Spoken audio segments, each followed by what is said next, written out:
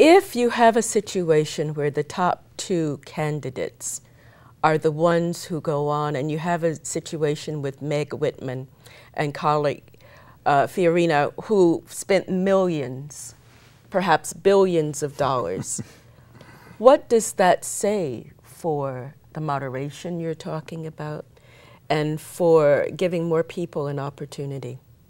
Well, I think we saw two things. One is it was an example where in the Republican gubernatorial primary, both of the candidates moved far to the right of what had been their traditional positions. And that's what happens in our current primary system. But I don't know. Someone told me that the governorship, you could actually purchase it on eBay for $80 million with Buy It Now. And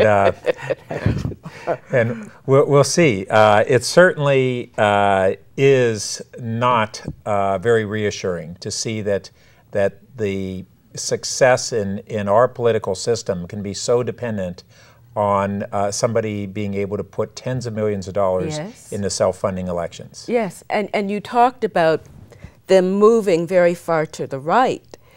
So, and wouldn't you say... Could I jump in just a moment? Didn't we have one of the propositions that tried to see some public financing, starting with the Secretary of State?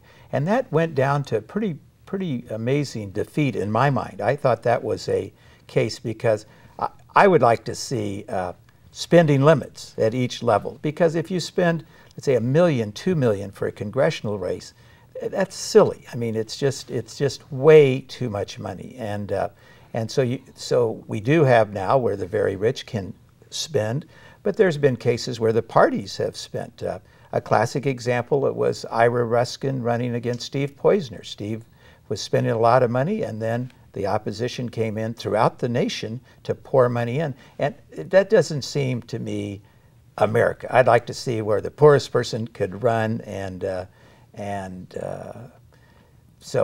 well, that's the way America has always been, where the poorest person doesn't win or can't run, and the person who has the most money is the person who can afford to have all of the campaign advertising on television and radio. And if there are no spending limits, and right now there are no spending limits. But you might argue that Barack Obama was not a rich man.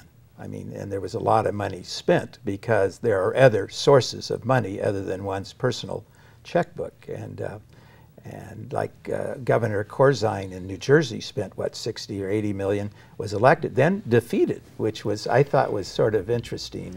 There are other sources of money, but Tom Campbell couldn't raise it. Well, I think we had an additional factor going on in this election, and that was the strong sentiment nationally, rightly or wrongly, that was an anti-incumbent sentiment. And so we've, in this state, had a number of elections where private candidates privately funded tens of millions of dollars toward their campaigns and lost and lost and lost repeatedly.